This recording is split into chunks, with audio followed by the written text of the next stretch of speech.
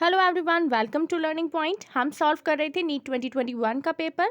ठीक है, question number 171, which is the only enzyme that has capability to catalyse initiation, elongation and termination in the process of transcription in prokaryotes. Prokaryotes में transcription का process करने में initiation, elongation और termination की capability किसी एक एंजाइम में होती है, और वो एंजाइम है डीएनए डिपेंडेंट आरएनए पॉलीमरेज। ठीक है, ये एक होलो एंजाइम है जो रेस्पॉन्सिबल होता है इनिशिएशन, एलोंगेशन और टर्मिनेशन के लिए ट्रांसक्रिप्शन के दौरान। ठीक है, ये फर्स्ट ऑप्शन में आपको जो डीएनए दे रखा है वो डिग्रेड करता है डीएनए को, और डीएनए डिपेंडेंट डीएनए पॉलीमरेज जो सेकंड ऑप्शन है ये रेप्लिकेशन करता है डीएनए का।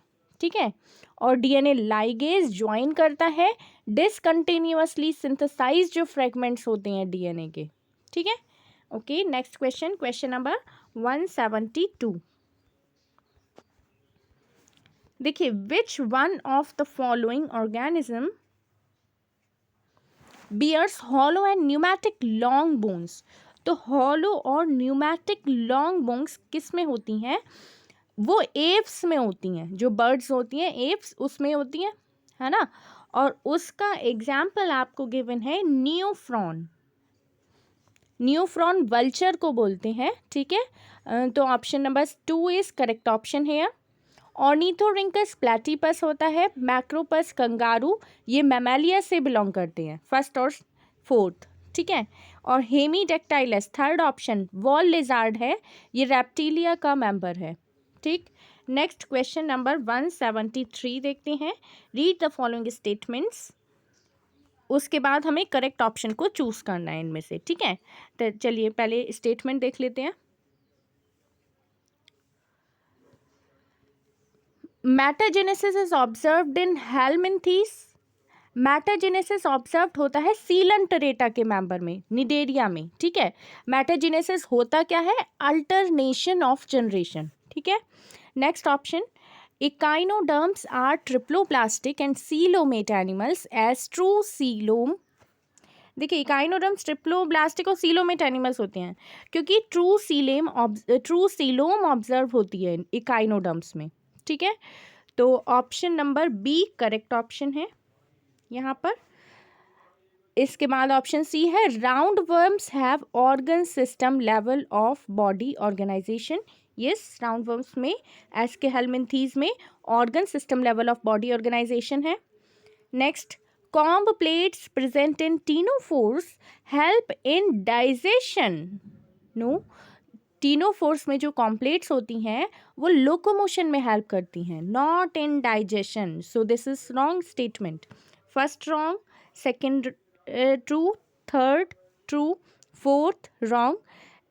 ई है statement, water vascular system is characteristic of echinoderms, this is correct option.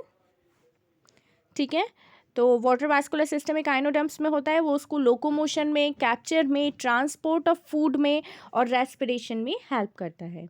ठीक है, तो आगे देखते हैं, इसका करेक्ट ऑप्शन होगा option number 1, BCER correct. Okay, next question number देखते हैं 174। यहाँ पर आपको मैचिंग करनी है। तो देखिए, वॉल्स, सबसे पहले है वॉल्स। वॉल्स को हम किससे मिलाएंगे? वॉल्स को हम मिलाएंगे option number 1, entry of sperm through cervix is blocked. ठीक है, ओके। बी ऑप्शन है IUDs. Option number 3, phagocytosis of sperm within the uterus. C option है vasectomy removal of vas deferens. And D option है tubectomy removal of fallopian tube.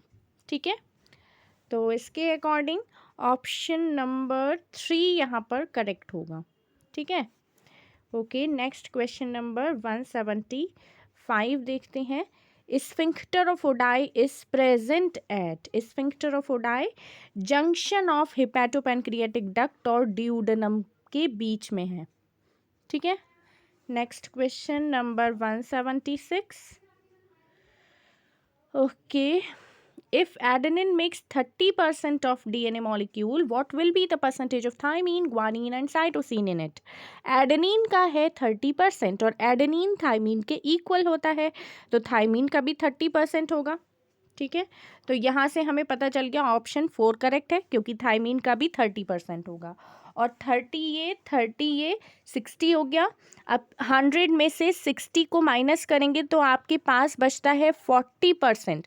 उसमें से G20 और C20, guanine और cytosine equal होते हैं, तो ये दोनों 20-20 हो जाएंगे. ठीक है, next question number 176. Match the following. ठीक है, ओके, यहाँ पर फर्स्ट है मेटामेरिज्म. मेटामेरिज्म को हम मैच करेंगे, किस में होता है मेटामेरिज्म? एनालीडा. ठीक, बी ऑप्शन है canal system. Canal system Porifera में होता है. सी ऑप्शन है comb plates, Ctenophora, cnidoblast, Coelenterata. तो यहाँ पर देखिए ऑप्शन नंबर 4 करेक्ट होगा. ठीक, next question number 178. Which enzyme is responsible for the conversion of inactive fibrinogen to fibrin? तो यहाँ पर देखिए थ्रोम्बिन एंजाइम होता है जो फिब्रिनोजन को फिब्रिन में कन्वर्ट करता है. जब ब्लड का कोएगुलेशन होता है तब एंजाइम जो थ्रोम्बोकाइनेज है वो तो कन्वर्ट करता है प्रोथ्रोम्बिन को थ्रोम्बिन में. प्रोथ्रोम्बिन प्लाज्मा में ही प्रेजेंट होता है, उस प्रोथ्रोम्बिन को थ्रोम्बिन में कन्वर्ट कर देता है थ्रोम्बोकाइनेज. थ्रोम्बिन को फिर इनएक्टिव, थ्रोम्बिन जो होता है ना, थ्रोम्बिन बन गया. अब थ्रोम्बिन इनएक्टिव फिब्रिनोजन को फिब्रिन में कन्वर्ट करता है. फिब्रिन नेटवर्क ऑफ थ्रेड को बनाता है. ठीक है, यहाँ पर जो रेनिन गिवन है ये सिक्रीट करती हैं जेक्स्ट्राग्लोमेरुलर सेल्स. ठीक है, जब ब्लड में, जब ग्लोमेरुलर ब्लड फ्लो गिर जाता है, कम हो जाता है, तब जेक्स्ट्राग्लोमेरुलर सेल्स रेनिन को सिक्रीट करती हैं. वो एंजियोटेंसिन होता है ब्लड में, उसको एंजियोटेंसिन 1 में कन्वर्ट करता है. यहाँ पर जो एपिनेफ्रीन है उसको एड्रीनलिन भी बोलते हैं, ये एड्रीनल मेडुला बनाती हैं. ये क्या करता है, ये बनता है in response to stress of any kind, या फिर कोई इमरजेंसी हो. ठीक है, okay, next question number 179. Which of the following is not an objective of biofortification in crops? तो improve micronutrient and mineral content भी है इसका ऑब्जेक्टिव. ठीक है, प्रोटीन कंटेंट भी है, विटामिन कंटेंट भी है. Improve resistance to disease, biofortification और इन क्रॉप्स में ये ऑब्जेक्टिव नहीं होता है. बायोफोर्टिफिकेशन इम्प्रूव करता है vitamin content, protein content, micronutrient and mineral content. ठीक है, okay, next question number 180. Dobson unit are used to measure thickness of ozone. ठीक है, ओजोन की थिकनेस को हम डॉप्सन यूनिट में मीजर करते हैं. ठीक है, ट्रोपोस्फियर जो फर्स्ट ऑप्शन है वो क्या होता है, lower most layer of atmosphere is called troposphere. ठीक है, और CFC क्या है, CFC ओजोन डिप्लीटिंग सब्सटेंसेस होते हैं. ओजोन पाई जिस पार्ट में जाती है एटमॉस्फेयर के, अपर पार्ट में पाई जाती है एटमॉस्फेयर के, उसको स्ट्रेटोस्फेयर बोलते हैं. ठीक है, वहाँ पे गुड ओजोन होती है. ओके, नेक्स्ट क्वेश्चन देखते हैं, question number 181. Which one of the following is an example of hormone releasing IUD? LNG-20 hormone releasing IUD है जो यूट्रस को अनसुटेबल कर देता है, इम्प्लांटेशन नहीं होने देता है और सर्विक्स को हॉस्टाइल करता है स्पर्म्स के लिए. मल्टीलोड 375, कॉपर T, कॉपर 7, ये कॉपर रिलीजिंग IUDs होती हैं जो सप्रेस करती हैं sperm motility and the fertilising capacity of sperm को. ठीक है, next question 182. The centriole undergoes duplication during S phase. S phase में तो सेंट्रियोल का डुप्लीकेशन होता है, रेप्लिकेशन ऑफ DNA होता है. ठीक है, और क्या होता है, सेंट्रियोल का डुप्लीकेशन होता है साइटोप्लाज्म में और DNA का रेप्लिकेशन होता है एस फेज में. ओके, G2 फेज दे रखा है फर्स्ट ऑप्शन, तो G2 फेज में तो डुप्लीकेशन होता है माइटोकॉन्ड्रिया, क्लोरोप्लास्ट, गोल्जी बॉडीज. ठीक है, ट्यूबुलिन प्रोटीन भी यहाँ पर बनता है। प्रोफेज में कंडेंसेशन होता है, क्रोमैटिन स्टार्ट्स, ठीक है। और मेटाफेज में क्या होता है, chromosome get align at equator to form metaphasic plate. Next question 183, which of the following RNAs is not required for the synthesis of protein. तो कौन सा वाला RNA नहीं चाहिए होता है प्रोटीन बनाने के लिए? siRNA नहीं चाहिए होता है। ये क्या होता है, स्मॉल इंटरफेरिंग RNA, इसको साइलेंसिंग RNA भी बोलते हैं, ठीक। ओके, mRNA तो मैसेंजर RNA है जो कैरी करता है जेनेटिक इंफॉर्मेशन को, जो DNA प्रोवाइड करता है उसको कैरी करता है कौन, mRNA। tRNA कैरी करता है अमीनो एसिड को to the mRNA during translation. rRNA is structural RNA जो राइबोसोम फॉर्म करता है which are involved in translation.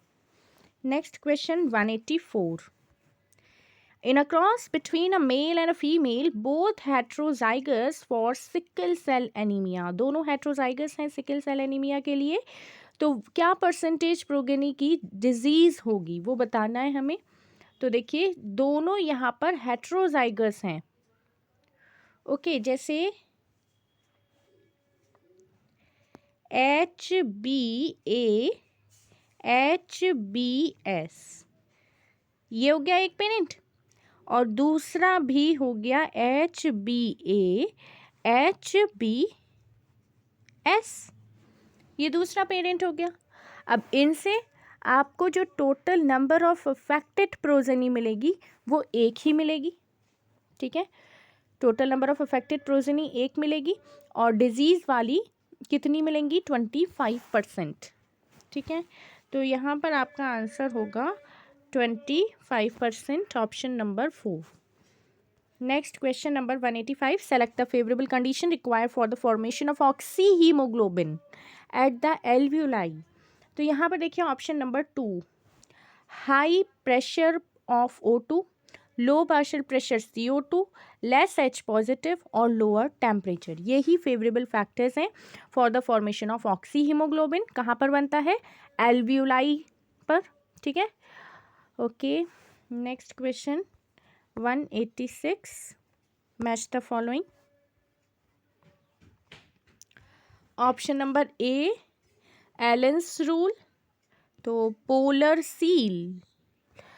Seal generally में उसमें शॉर्टर ईयर और लिम्स होते हैं, एक्सट्रीमिटीज़ मतलब उसमें शॉर्ट होती हैं।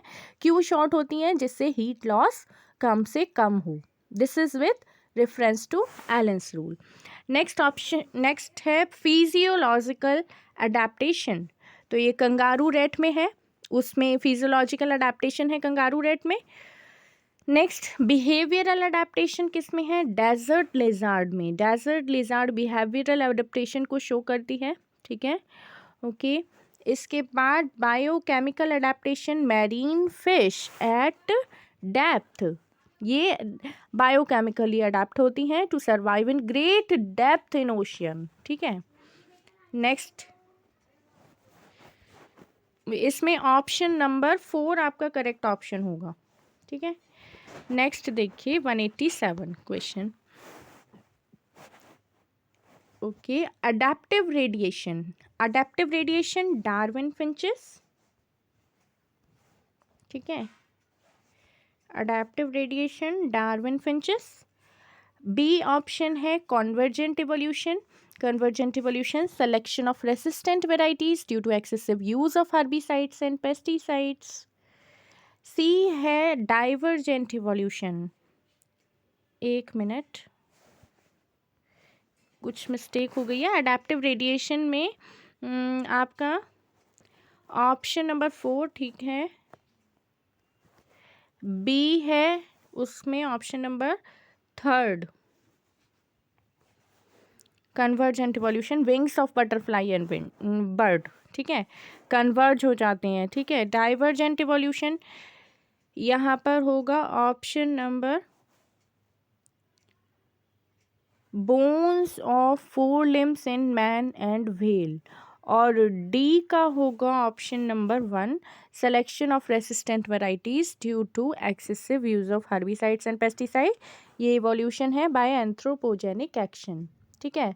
अब देखिए अडेप्टिव रेडिएशन है क्या, ये एक प्रोसेस है इवोल्यूशन का अलग अलग स्पीशीज़ में, जिसमें different species in a given geographical area starting from a point and literally radiating to other areas of geography, जैसे डार्विन फिंचेस इसका एग्जाम्पल है।